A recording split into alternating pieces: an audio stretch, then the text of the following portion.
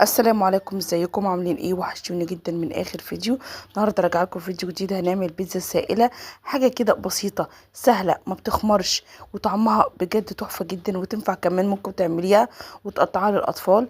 بس قبل ما نبدا كالعاده نصلي على الرسول عليه افضل الصلاه والسلام، وما تنسينيش بقى باللايك والشير عشان اقدر انزل لكم كل جديد.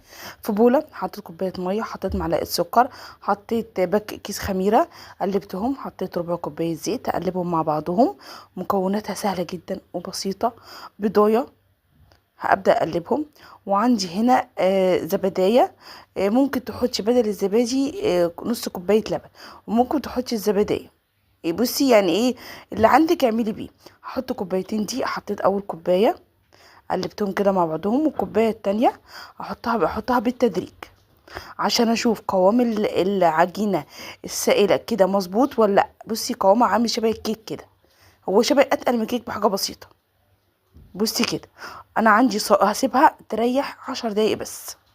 انا عندي صاج هدهنه نقطه زيت، وبعد كده رش عليه رشه دقيق، اكنك بتعملي كيكه عاديه. هرش عليه رشه دقيق، وانا مسخنه الفرن على درجه حراره 180. بعد كده انزل بايه؟ بالعجينه كده. وبعد كده هحط عندي هنا بقى، هنا الاضافات اللي انت عايزه تحطيها. هحط عندي هنا الصلصه. بصي هرش يعني هبدأ كده احط الصلصة كلها، وما تخليش المعلقة او حاجة تلمس العجينة عشان ما تتلخبطش مع يعني ايه، هتبقى شكلها مش حلو.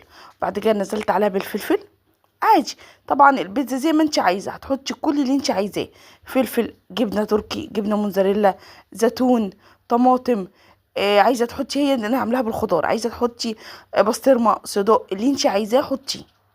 بصي انا عاملاها لكم سهله. دخلتها الفرن. بصي بعد ما طلعت بقطعها لك سخنه، بجد هتلاحظي ان هي سخنه جدا، ده مش قادره امسكها. بس كانت رهيبه بجد كانت جميله قوي. جربيها، وما تنسينيش بقى باللايك والشير عشان اقدر انزل لكم كل جديد.